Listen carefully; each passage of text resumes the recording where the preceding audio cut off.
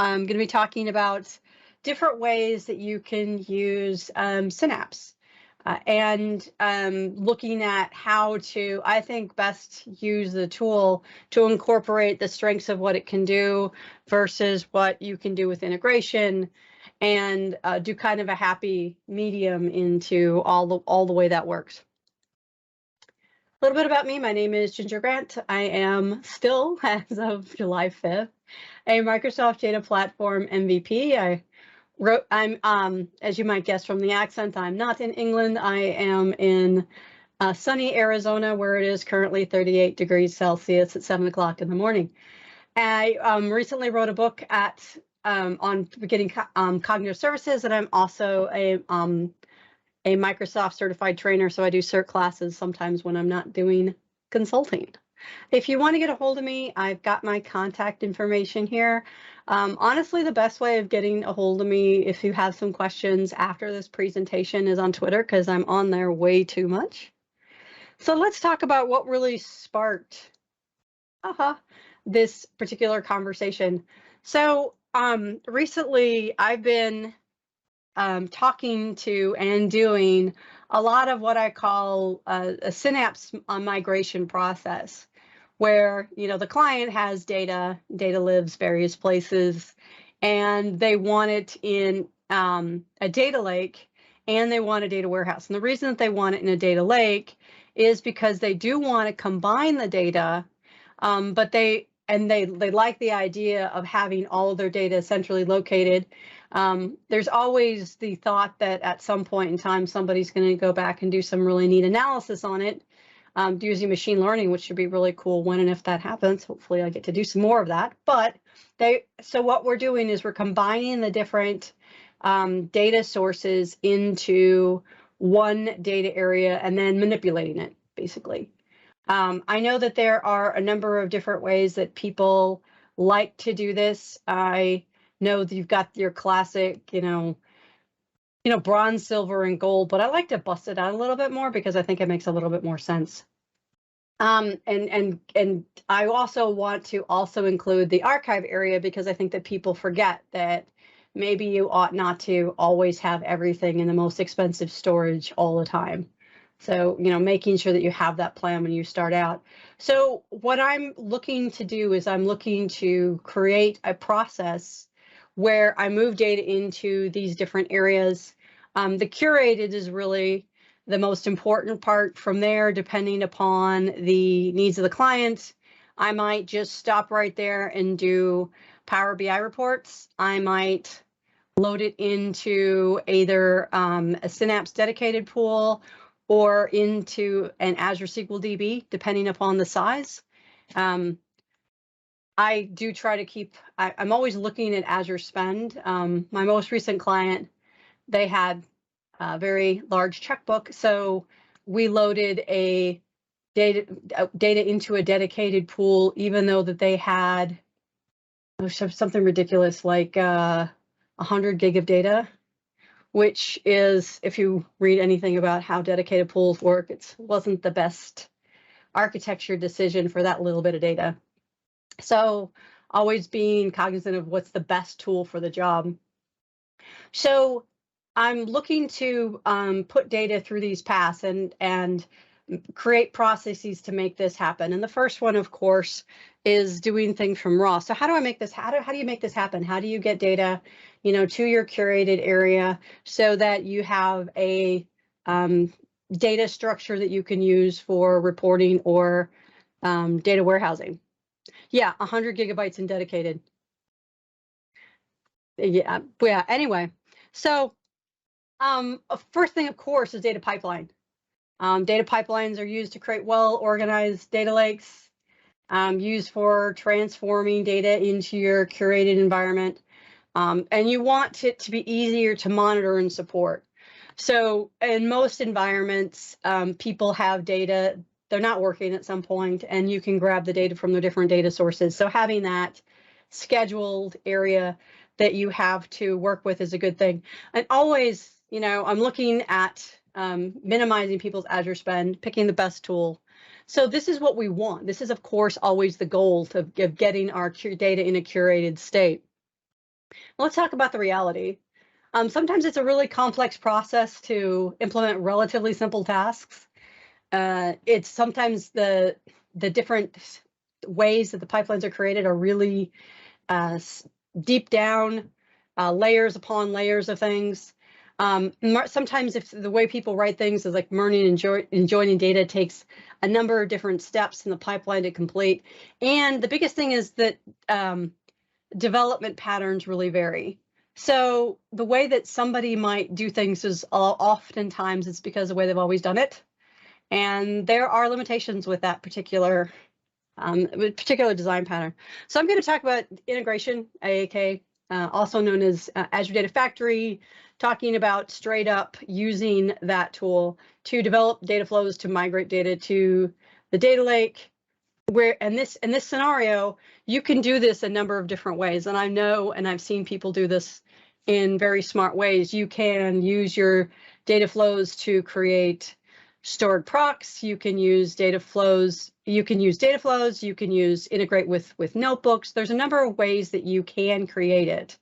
And the goal, of course, with integration is to create a pipeline and then monitor that pipeline, and then to write and curate your data to that curated space.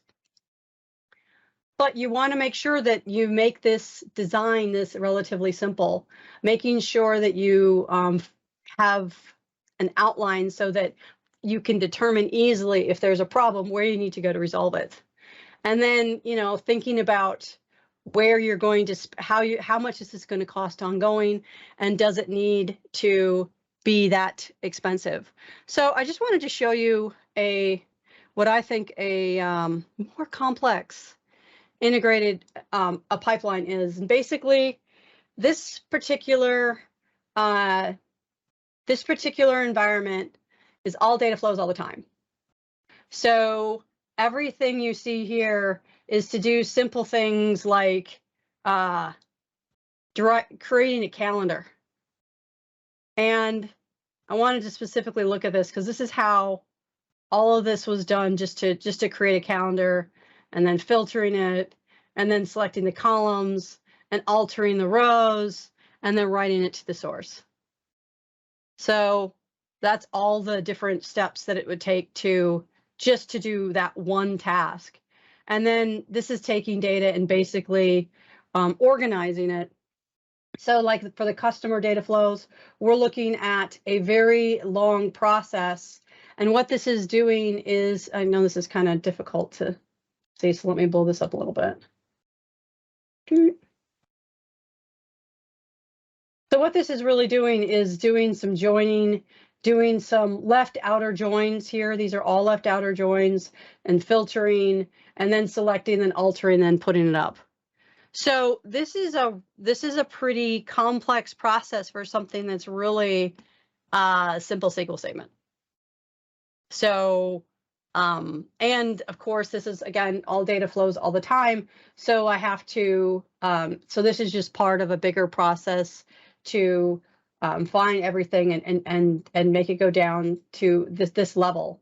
So I'm thinking that since this was where my starting point was, is that this is, not looking at Azure spend. And to be honest, this is not something that the customer thought was very easy to understand either. So it wasn't just me thinking about, like, maybe you might want to think about another way of creating a process to load and curate data into all the different areas. So again, we've got, and look, we're not talking about a whole lot of columns here, but the process to do all these, since everything was in data flows, was a very complex, and doesn't really need to be. Everything was joining all these columns, all these alters. This is not basically doing a very simple process. Needless to say, because of the way that this was written, it wasn't, you may think this doesn't look very difficult. You'd be shocked at how long this took to write, given the various problems that happen with this. So with that, what I want to talk about is using a notebook process, incorporating that as well, and incorporating Spark to load and transform your data. And when I say Spark, I'm not just talking about storing Delta file in curated? Yes, I am. Because I was using that curated to load a database, and so Delta worked fine for that. If I knew that I was going to have my endpoint be Power BI, I don't know that I would. I might do it in Parquet, and I might not. I don't. It does work fine, so probably would leave it in Parquet, because one of the things that, again, keeping in mind using Delta is it does provide some advantages, so that I can always see what's gone on in the past. So I do tend to use them a lot. All right, so with a notebook process, I'm looking at using more Spark to load and transform my data. And when I say in Spark, I'm not just talking about writing Python, although I am talking about writing Python. I am talking about using SQL as well. Because if all I'm doing is a simple join and rename, why make it hard? This isn't something that I think I need a giant data flow to join 3 tables and do some renames, which is what a lot of the code that I was looking at before as well. So what I'm basically doing is looking at creating data frames in Python, and then once I have those data frames, looking at treating those as tables, and then writing SQL to transform data. Because the SQL in notebooks is, of course, ANSI SQL. So when we're talking about, ANSI SQL topics, I don't need to have a whole lot of, very complex processes. I can just write a lot of SQL. Not only does this kind of play to my strengths, to be honest, but I am looking to, as a consultant, what I'm trying to do is provide a solution that my clients can maintain over time. And frankly, I haven't worked with any yet that are very proficient in ADF. All of them are proficient in SQL. So it's a matter of playing the ball where it lies. It doesn't really matter what my skill set is if I'm trying to get it to supported by somebody other than me, because I don't really like ongoing support in perpetuity. I don't think that's fun. So what I'm trying to do is develop processes that can run and somebody else can read them really easily.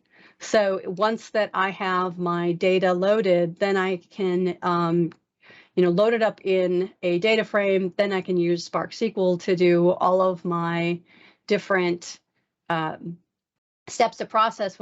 And the other thing too is that this can allow me to handle larger data files. I taught a class earlier, a little bit last year, and it was a very hard Synapse class.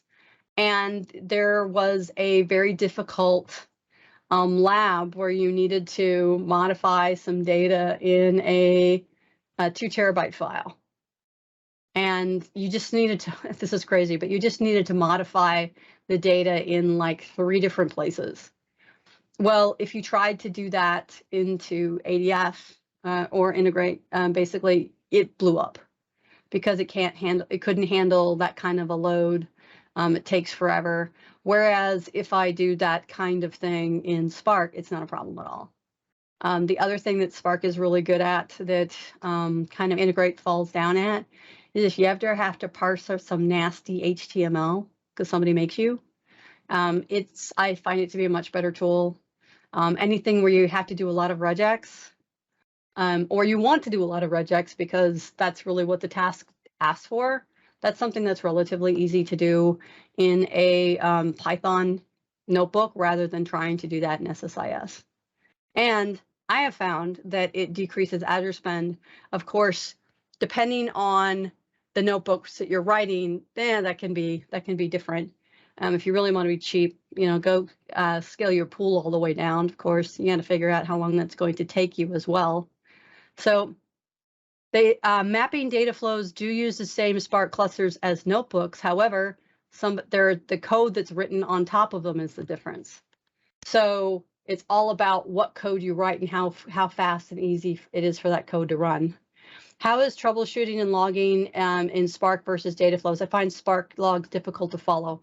I agree with you that sometimes Spark can be ridiculous on how to follow it. So what I try to do to make it easier for people to understand is load my data into a data frame and then write Spark SQL using that. So after it's in a data frame, you write SQL, and then people can understand that really well. The other thing that is really important, we're talking about notebooks here, and especially with the ones that are included in Spark, they're really easy to document. And I know that people always talk about, yeah, I'll document that later. You never will. Let's be honest. But the documentation process is easier to find, and sometimes I write the documentation before I write the code. And then I know what I'm going to be writing.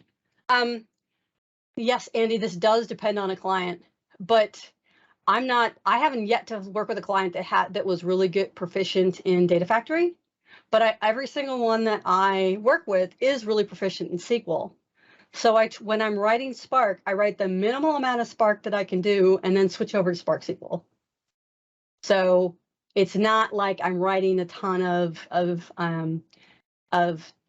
Python, because to your point, that's really complicated and not terribly supportable by a number of different people.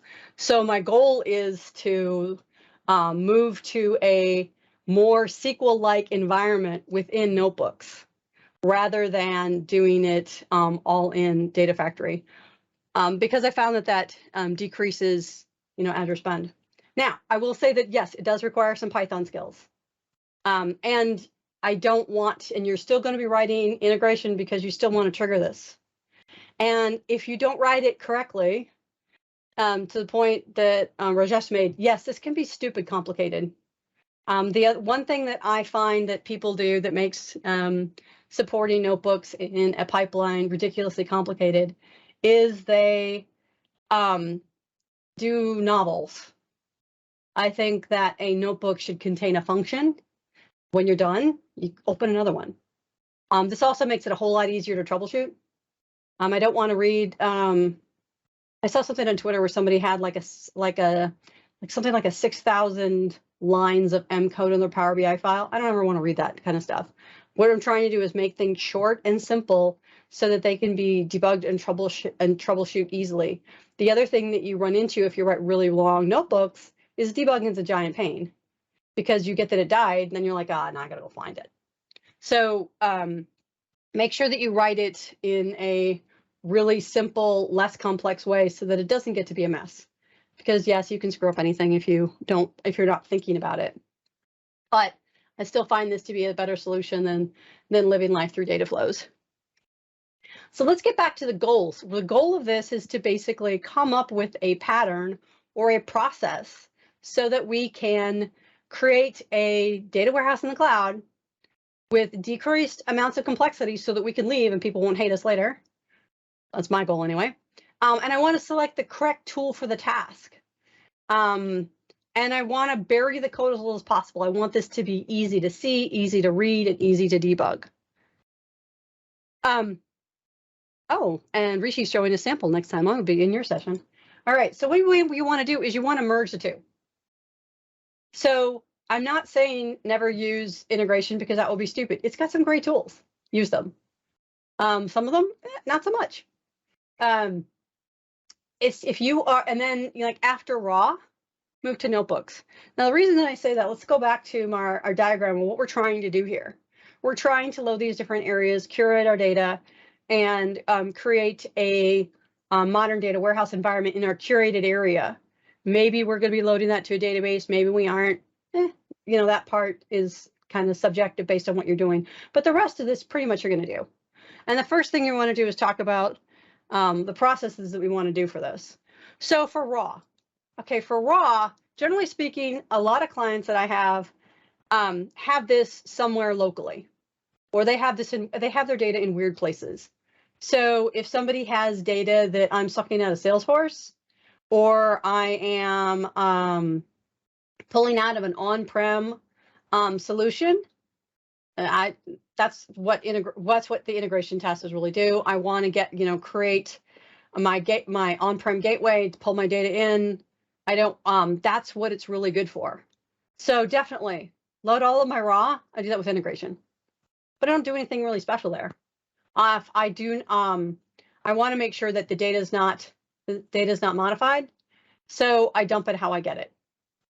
So I will leave it alone to the point of what am I going to, if I'm going to change that to Delta? No, not there. However, the data is most likely going to be CSV. If I'm getting it from a database, that's how I'll dump it, because I want it to be something that's relatively easy for everybody to understand. Now, let's say that I'm like, okay, now I've got my data. Now what do I do with it? Well, then I'm going to get fancy, so I'm going to move it to structured, and this is probably where I'm going to do is Spark. The first thing I'm probably going to do is I'm going to probably transform things to Parquet and Delta Lake, because that just makes things easier. So I'm going to be starting those steps, and I'm going to do that using Spark and using notebooks. So, and overall, I am going to want to create an integration pipeline, because that triggering stuff is awesome. Okay, when I say ADF, I'm talking Azure Synapse, so that I can pass it that way. So I can call a notebook from within a pipeline. And I am not passing controls per se. I am reading and writing from my data lake. So I'm not using, you know, data elements that I'm passing from one to the other, because I'm writing my steps. And the other reason that I write my steps is because it helps me troubleshoot what's going on. So I have things in different stages. And I'm not particularly worried about my additional IO costs, because again, I'm putting this all into an Azure Data Lake Gen 2, and it's cheap. So once I've got my data loaded, which I do that with integration, then I'm going to start using Spark. And I'm going to use Spark to do structured and staging.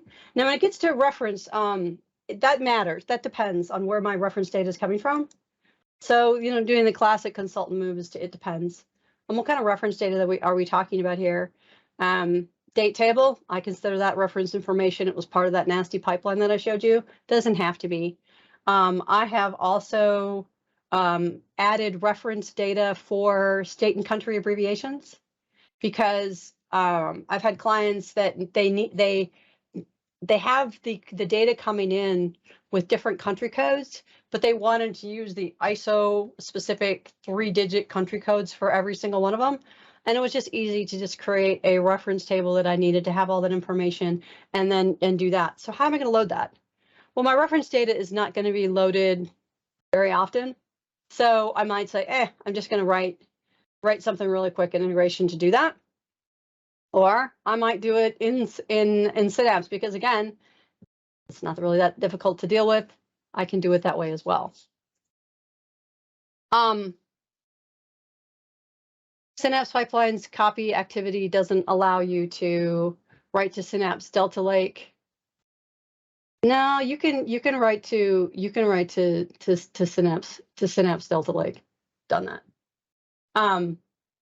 So, and then when I get to my curated, that's probably also going to be Spark, and then archive, probably integration, because again, that's quick and dirty, and I can do that on a schedule. So and that's something that needs to probably run periodically, but it depends on the level of complexity on this one. I might change it. Now, just to kind of discuss about what my different ways of doing this would be, I remember that I showed you earlier, I'm going to pull that code back up. This. Now, I thought this was a ridiculous way to create and load a calendar, because they're doing all of this, you know, manipulation and modification just to get a silly date table, which is seemingly kind of a ridiculous thing to be doing. So because, you know, all of these steps, all these processes, and all I want is a date table out of this. So, oh, by the way, to the question about can I write to Delta Lake in Synapse? Yeah, doing it here. So, yes, and then this is doing it from within it's not the copy activity. It is within data flows. So to your point, yes, you can do it. And for this, I would use a data flow, but my data flow would be so simple, it wouldn't make it that big of a deal.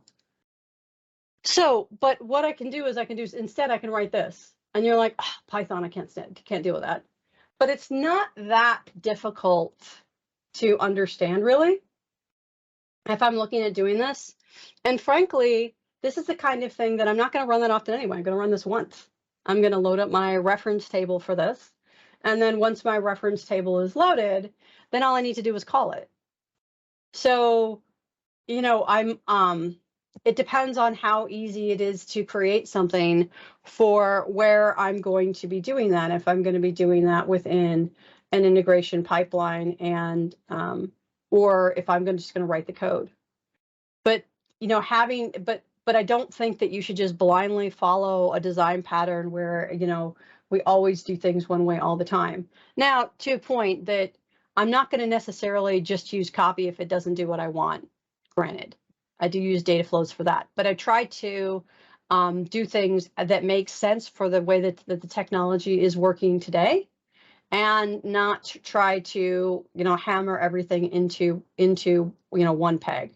I mean, yes, I can write a data flow if I'm going to write something into Delta Lake, but I'm probably going to just write my format into Delta Lake using Spark anyway, because that's relatively easy to do, and I've got code for that it's just cut and paste, so I can just use that.